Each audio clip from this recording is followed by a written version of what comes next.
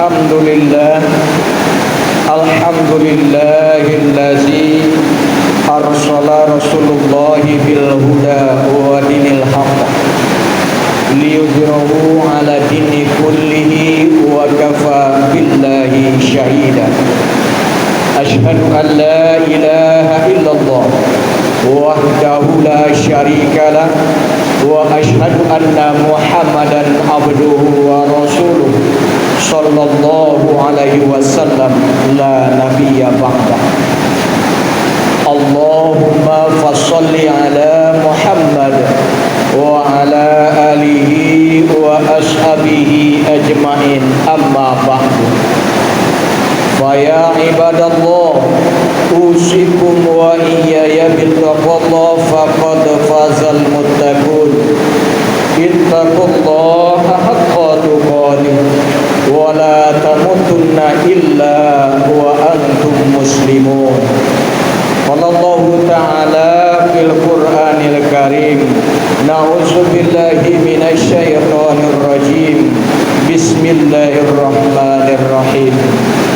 Qul ya ayyuhal kafirun la a'budu ma ta'budun wa la antum 'abiduna ma a'budu wa la ana 'abidun ma 'abadtum wa la antum 'abiduna ma a'budu lakum dinukum waliyadin. Shadaqallahul azim. Katakanlah ya Muhammad, ya hai orang-orang yang kafir, aku tidak akan menyembah apa yang kamu sembah, dan kamu tidak akan menjadi penyembah apa yang aku sembah, dan aku tidak akan menjadi penyembah apa yang kamu sembah, dan kamu tidak akan menjadi penyembah apa yang aku sembah. Bagimu agamamu dan bagiku agamaku. Maha benar Allah dengan segala firman-Nya. Surat Al-Kafirun ayat 1 sampai 6. Bapak-bapak dan saudara-saudaraku sidang jemaah Jumat rahimakumullah, kembali ucapan rasa puji dan syukur kita sampaikan kepada Allah Subhanahu wa taala.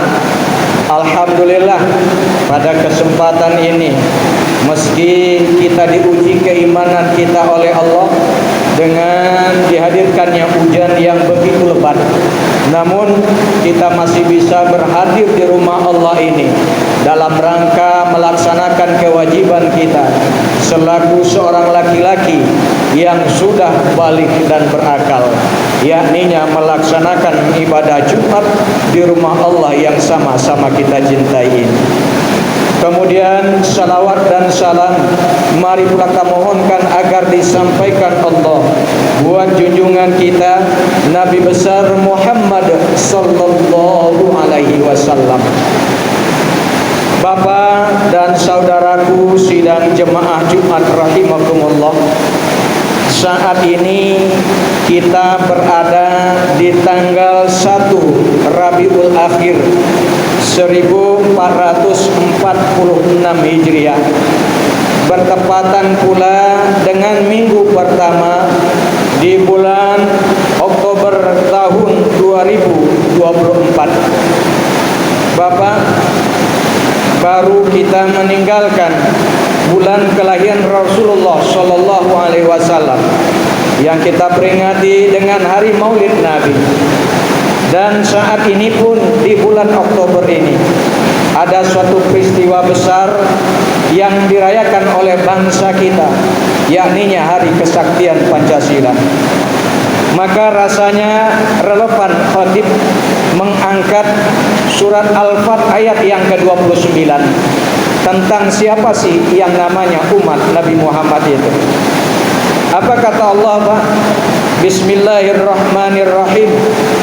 Muhammad Rasulullah wallazina ma'ahum asyidda'u 'ala kufar ruhama'u bainahum tarahum ruk'an sujada yabtaguna fadlan minallahi wa ridwana simahum fi wujuhihim min azari sujud.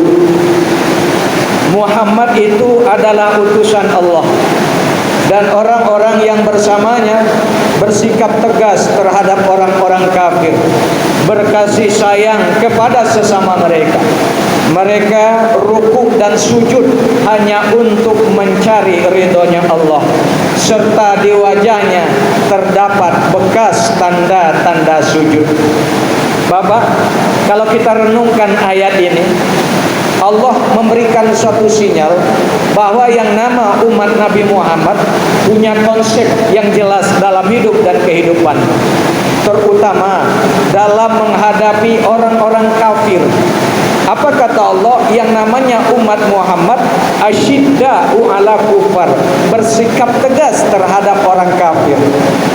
Kafir boleh jadi, Pak, orang yang betul-betul tidak mengakui ada Tuhan di atas dunia ini. Orang yang tidak percaya adanya agama di atas dunia ini. Itulah yang dalam bahasa ilmiah disebut dengan ateis. Orang yang anti dengan Tuhan. Dan dalam kehidupan kita berbangsa dan bernegara, kita mohon maaf, Pak, pernah memberikan karpet merah untuk mereka bisa hidup di Indonesia ini, yang kita kenal dengan Partai Komunis Indonesia. Dalam ajaran yang disebut dengan Nasakum itu, Bapak dan saudaraku, suatu hal yang kontradiksi sesungguhnya, sesuatu yang bertolak belakang sesungguhnya dengan falsafah negara kita Pancasila. Di sila pertama sudah jelas-jelas diakui bahwa bangsa ini berdasarkan kepada ketuhanan yang Maha Esa. Artinya apa, Pak? Kalau orang tidak yakin dengan agama, tidak yakin dengan ada Tuhan di dunia, maka dia tidak berhak hidup di Indonesia ini. Bapak, sejarah kelam mencatat tahun 1948 bagaimana mereka menggerogoti bangsa dan negara kita. Dibunuhnya para ulama-ulama kita, dikejarnya para santri-santri pondok pesantren kita, dihabisi nyawanya, sehingga ulama dari kalangan NU, ulama dari kalangan Muhammadiyah banyak yang berguguran olehnya. Belum lagi, Pak, perjalanan sejarah mereka tetap diberikan karpet merah, sehingga tahun 1965 mereka menghancurkan, membunuh putra-putra terbaik bangsa kita, sehingga 7 pahlawan revolusi berguguran waktu itu. Bapak, apa yang terjadi sesungguhnya? Karena sesungguhnya kita memberikan ruang untuk mereka. Apakah paham ini sampai saat ini secara nyata memang tidak nampak, tapi paham ini masih bergerilya di mana-mana, dan ini sifat asyiddah umat Nabi Muhammad harus kita perlihatkan. Bukti mereka masih bergerilya, Pak. Bukti masker masih hidup di Indonesia ini, Pak. Masih ingat dalam sejarah kita beberapa tahun yang lampau, Pak, bagaimana mereka mencoba menggodok Pancasila ini menjadi Trisila. Dan Trisila itu ketuhanan yang Maha Esa mereka hilangkan. Belum lagi, Pak, mereka ingin hilangkan TAP MPR yang membunyikan bahwa dalam undang-undang dasar negara kita kemerdekaan itu diraih atas rahmat Allah Subhanahu wa taala. Mereka juga ingin hilangkan. Bukankah ini bukti mereka masih berada bercokol di Indonesia ini? Bukti yang lain, Pak, mereka masih bercokol di negara kita ketika pengibaran sangsaka merah putih pada kemerdekaan, merayakan kemerdekaan kita 17 Agustus bulan yang lampau. Apa yang terjadi, Pak? Anak gadis kita yang memakai jilbab Islam, namun tidak diizinkan ketika itu untuk memakai jilbab kalau mau mengibarkan sangsaka merah putih. Walaupun akhir-akhirnya ketika kita umat Islam masih melek, umat Islam masih bangun, umat Islam masih tahu sejarah kelam dengan mereka, maka umat Islam bangkit untuk mengingatkan melalui majelis ulamanya. Dan alhamdulillah pada pengibaran sangsaka merah putih itu anak-anak gadis kita yang pakai jilbab masih diizinkan. Bapak, ini bukti sesungguhnya. Hati-hati kita. Karena Pak, kalau kita lihat sejarah Aidit itu Pak, dia seorang pesantren kemudian, seorang tahfiz, orang yang paham dengan agama Islam dia ternyata. Namun karena salah pergaulan dengan orang-orang yang anti dengan Tuhan, maka dia menjadi tokoh yang anti dengan Tuhan itu juga. Bapak, asyidda'u ala kufar itu harus kita perlihatkan. Kalau kita memang umatnya Nabi Muhammad sallallahu alaihi wasallam. Kafir yang mana lagi, Pak? Bapak, kafir yang berbeda agamanya dengan kita. Itu kafir juga dalam pengertian kita beragama. Orang yang berluar di agama kita, tidak meyakini Allah sebagai Tuhannya dan tidak meyakini bahwa Nabi Muhammad sebagai Rasulnya, maka itu juga tergolong dalam kafir. Dan di zaman Madinah, di kota Madinah ini juga pernah hidup yang disebut dengan kafir zimmi, kafir yang dilindungi. Di Indonesia ada juga, dan itu kita akui. 6 agama yang kita akui di Indonesia ini, dan 5 diantaranya adalah merupakan orang yang di luar agama Islam. Bapak, bagaimana umat Islam bersikap dengan ini? Jawabannya kita lihat di dalam surat Al-Kafirun ayat 1 sampai 6. Karena apa Bapak? Kalau kita merujuk daripada sejarah asbabul nuzul turunnya surat Al-Kafirun ini, ketika Nabi Muhammad sallallahu alaihi wasallam diajak oleh orang kafir Quraisy, "Ya Muhammad, 1 tahun kami akan berkunjung kepada tempatmu beribadah. Namun 1 tahun pula nanti kami berharap kamu datang berkunjung ke tempat kami beribadah." Lalu Allah jawab di dalam surat Al-Kafirun itu, "Kul ya ayyuhal kafirun." Katakan ya Muhammad, hai orang-orang yang kafir, la a'budu ma ta'budun, bahwa aku tidak akan menyembah apa yang kamu sembah, wala antum abiduna ma a'bud, dan kamu tidak akan menjadi penyembah apa yang aku sembah, wala ana abidum ma abattum, dan aku tidak akan jadi penyembah apa yang kamu sembah, wala antum abiduna ma a'bud, dan kamu juga tidak akan menjadi penyembah apa yang aku sembah. Lakum dinukum waliyadin, bagimu agamamu dan bagiku agamaku. Itu final Pak. Tidak ada tawar menawar, tidak ada kita membenarkan agama lain, tidak ada kita mengiyakan agama lain, tidak boleh sama sekali Pak. Tapi apa yang kita dipercontohkan saat ini Pak? Hati-hati Pak. Gerakan untuk membenarkan semua agama nampak nyata saat ini Pak. Seorang ulama besar, seorang imam besar mau mencium kepala seorang yang dihormati oleh agama lain.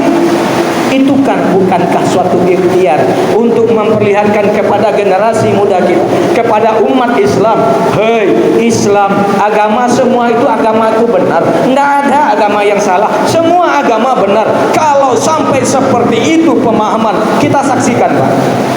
Lihat berapa tokoh-tokoh bangsa kita yang dia Islam, yang istrinya non-Islam, yang anaknya non-Islam, itu bisa bercokol dan bisa menjadi tokoh di negara kita ini, bahkan menjadi seorang menteri pendidikan bahkan dia.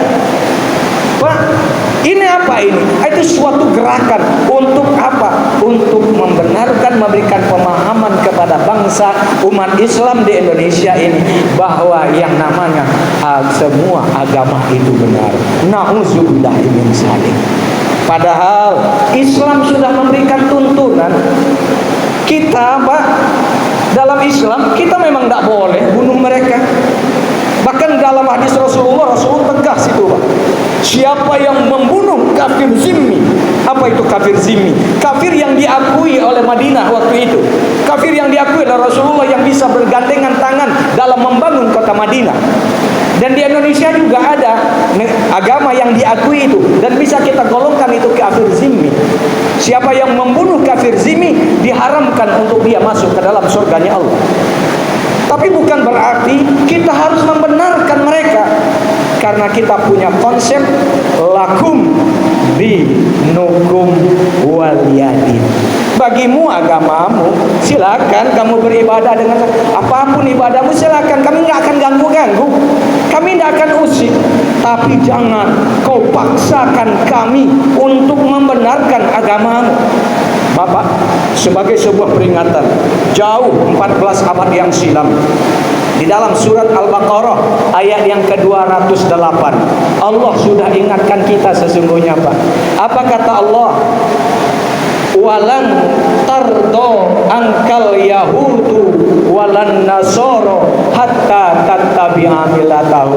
Sungguh orang Yahudi, orang Nasrani tidak akan pernah senang kepada kita. Itu peringatan Allah, Pak. Sampai kapan? Bukan sampai kita murtad, bukan. Bukan sampai kita pindah agama, bukan. Tapi dalam bahasa Al-Quran itu sampai kita membenarkan keyakinan mereka. Allah sudah ingatkan itu. Tergantung lagi bagaimana kita, mau tidak kita bersikap asidah dengan konsep lakum dinukum waliyadin itu.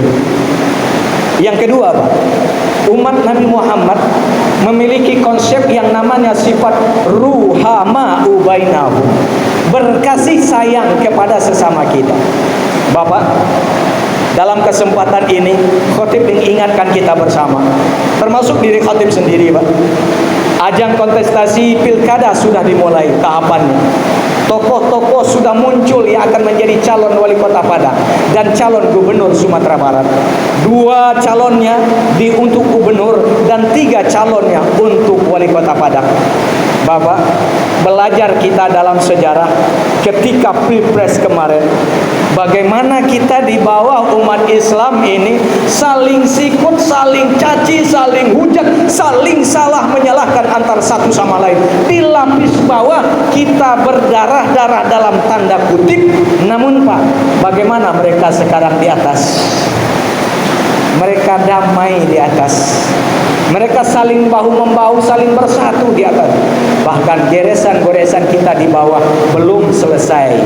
Maka Bapak dan Saudara, khotib ingatkan kita, kalau kita betul umat Nabi Muhammad, ruhama ubainahum, biar berapapun calonnya, biar berapapun kontestasinya, berapa orang yang akan kita pilih, namun kita di bawah jangan saling hujat, jangan saling caci, jangan saling maki, karena kita umat Muhammad sudah pasti punya konsep ruhama ubainahum. Bapak, sebuah petunjuk Khatib ingatkan kita bersama bagaimana konsep memilih pemimpin itu sesungguhnya dalam Islam. Panduan kita adalah fatwa MUI pada tahun 2009 ketika Majelis Ulama Indonesia bermusyawarah di Kota Padang Panjang.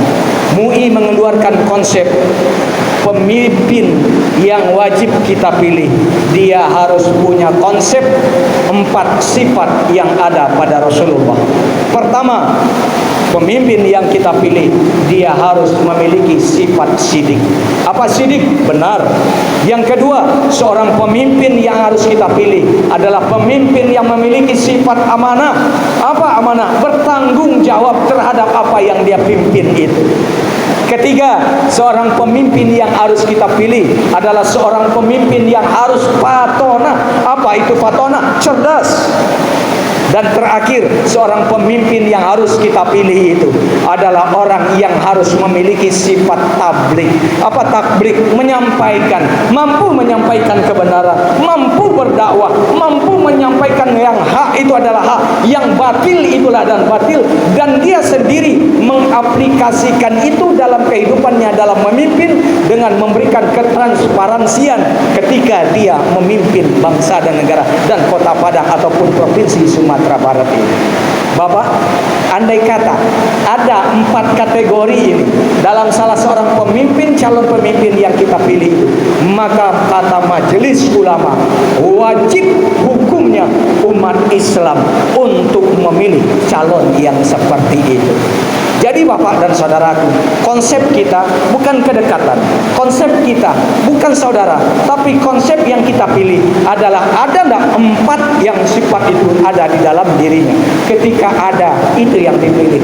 Kalau kita berpedoman pada itu Pak, insya Allah kita tidak akan gontok-gontokan satu sama lain, kita tidak akan caci maki satu sama lain. Kita menjadi umat yang ruhama'u bainahum, berkasih sayang kepada sesama kita. Faktabihu ya ulil absor la'allakum turhamun.